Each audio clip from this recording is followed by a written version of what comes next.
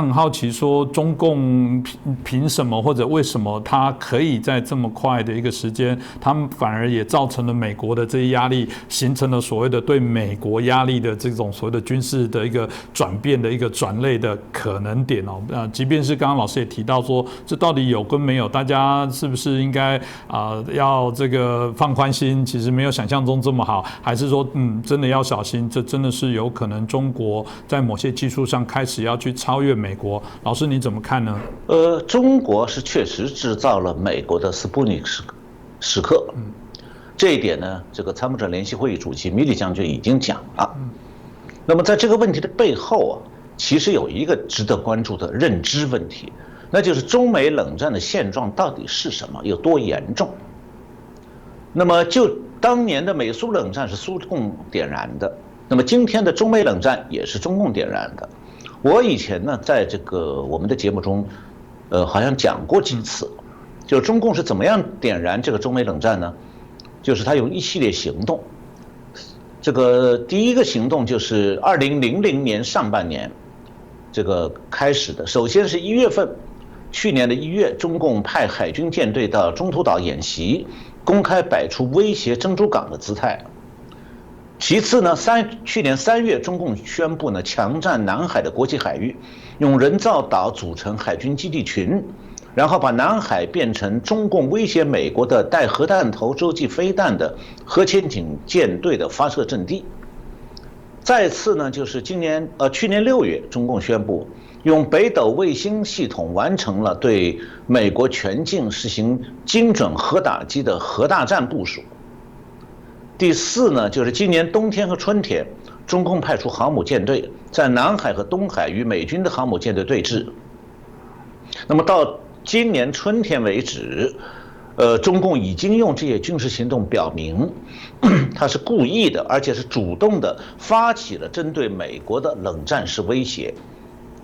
但是呢，中共共军采用的军事技术手段，直到今年春天为止，仍然是2战后的传统方式。那么，中共点燃了中美冷战之后啊，无论美国官方怎么样解释，事实上，中美之间已经不再是拜登所讲的所谓的友好竞争的关系，而是冷战的核威胁之下的敌对关系。这个不是拜登用不寻求冷战这样的说法就可以敷衍过去的，因为中共正在寻求新冷战，美国只能应对中共的核威胁。那么拜登的这种不寻求新冷战的说法，只不过表明了他的软弱姿态。但是中共点燃了这个中美冷战的事实啊，是拜登没有办法回避的现实存在。但是客观讲呢，就是美国是确实一直不太担心中共的核威胁。为什么呢？因为美国的反弹道飞弹防御系统已经用了几十年了，非常完备而且有效。那么美苏冷战结束之后，中美蜜月还继续维持。美国没有了冷战对手以后呢，对红色大国可能的远程核威胁，就是包括以陆地为基地的和以潜艇发射的洲际飞弹呢，多少有些掉以轻心，以为美国可以继续使用美苏冷战时期的那个美国那种防卫远程核威胁的反导弹飞弹系统呢，就可以应付了。但是美国军方显然没有料到，中共点燃了中美冷战之后，会如此之快的在20个月之内就进一步升级了中美冷战，把中美冷战推到了第2次对美国来讲的斯普尼克时刻这个关节点上了。那么今年8月中共发射的这个高超音速武器啊，和1957年苏联发射的那个斯普尼1号人造卫星一样的，都代表着中共的运载核弹头的投射工具升级进入了一个新的层级，也意味着中共的远程核威胁手段领先美国了。那么目前呢，美国目前没有反制手段，也没有可以用来防御这种武器的技术能力。那么美国先前是在美苏冷战当中战胜了苏联的，关键就是他从斯普尼克号危机当中警醒了，开始了一系列科研研发，然后取得了遏制苏联核威胁的优势。那现在美国呢，是在中美冷战当中遇到了第2次斯普尼克号危机，它的反应怎么样呢？我们要把这个军令系统和军政系统分开来看。作为军令系统呢，是美国这个参谋长联席会议主席，他的职能，就是联席会议主席以及这个联席会议的各个军种的负责人。参谋长联席会议的职能是研究军事战略、制定作战计划、完成军事训练、指挥各个军种的活动。但是呢，负责确定军事方针、装备研发和军费使用的，是作为军政系统的国防部。既然美国目前没有应对中共新的核威胁的手段，这个难题现在就交到了负责国防大政方针的由文官支配的国防部手里。所以呢，美国军令系统发出危机信号之后，军政部门如何应对才是关键。那么当然了，拜登的态度也至关重要，但是到现在为止，拜登还在忙着出国外交。他是10月30号到31号去罗马参加这个20国高峰会，然后11月1号又到英国北部苏格兰的格拉斯哥参加在那里举行的全球气候变化高峰会议。那么在这个期间呢，他现在完全没有时间去顾及美国军令系统发出来这个第2次斯普尼克号危机的警号。那美国国防部的态度是什么呢？美国国防部的发言人科比对中共发射超音速武器的有关报道，他只表示关切，但他试图按照拜登的既定方针，淡化中共新的核威胁手段的意义。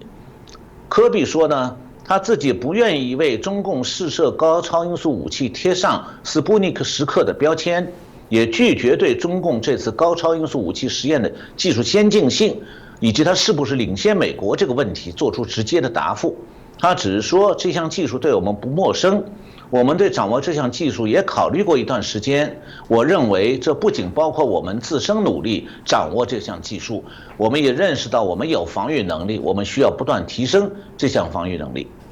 但是美国有一个裁军大使叫 Robert Wood， 他的说法就不一样。他说，美方对中国的高超音速导弹试射非常关注。你如果是一个成为这种技术的目标的国家，你就会想出一种方法来保护自己免受其害。因此，我们开始研究其他的应用和防御性应用，这就是继续加速军备竞赛。同时，他表示，我们不知道如何对这种技术进行防御，中国和俄罗斯也不知道。那么多年来美国军令系统的将领们一直是在警告说，红色大国在发展高超音速武器的实验有这种危险。这种武器的危险在于说，它的速度是超过音速的5倍，而且可以携带核弹。美国参谋长联席会议的副主席空军上将 John Hyten 在2018年就发出过警告。他说，华盛顿对高超音速武器的最佳防御是拥有发动类似进攻的能力，就是美国如果也有同样的武器，美国就有能力发动进攻，那么中共就不敢使用这种武器。当时他说，我们还没有任何防御手段可以阻止一枚这类的武器针对我们来部署。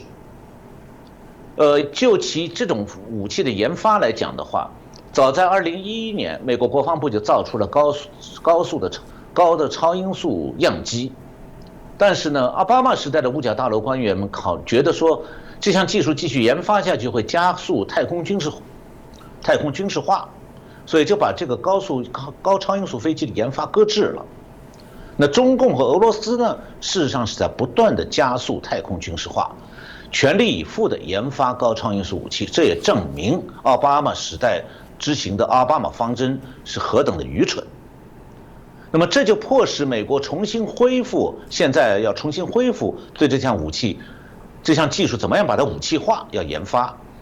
今年9月27号，五角大楼已经宣布说，这个国防部属下那个高级研究计划局和美国空军已经完成了对一种叫做空射吸气式高超音速武器的一次飞行测验，取得成功了。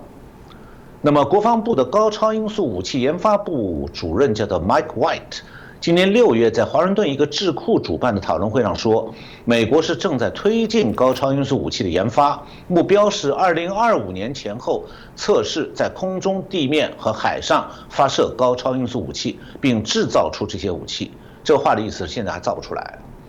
那他还说呢，除了攻击性高超音速武器之外，国防部也在积极研发能够防御中共和俄罗斯等潜在对手的超高音速武器的攻击，包括在发射阶段、滑翔阶段和中段拦截敌方的这个武器。那么很显然，在美国国家安全第二次遇到这个斯普尼克号危机到来的时候，也就是这次这个危机来自于中共。那么目前军事上要应对2大任务，一个是研发同类的武器，在太空军备竞赛当中取得与中共的军事，这个军就是均衡的军事。第二就是要研发这种武器的防御系统。那么目前还没有任何国家在防御这种超高音速武器方面，实际上是超高音速飞弹，在这方面还没有取得进展。也就是说，美国、中国、俄国这几个大国都没有研制出有效的对高超音速飞弹的防御系统。那么更重要的问题是，拜登会不会继续他在美中关系方面这种鸵鸟政策？那么当年美国首次遇到斯普尼克号危机的时候，当时的总统是艾森豪威尔，他的反共立场非常坚定。那么1960年上任的年轻的肯尼迪总统也是坚定地支持并推进美国的国防高科技研发，他们2人为美国走出斯普尼克号危机做出了贡献。但是呢，现在拜登还有他的同党在意识形态上恰恰和艾森豪威尔相反，他们是对社会主义情有独钟。那么他会为美国来做什么？美国能不能够度过这个第2次斯普尼克号危机？世界正在拭目以待。但是不管怎么样，因为美国进入了第2次斯普尼克号危机，中美冷战已经升级了。这比用那个气候变化来掩盖的那个不靠谱的所谓地球暖化派所关心的事情，毫无疑问要紧迫得多。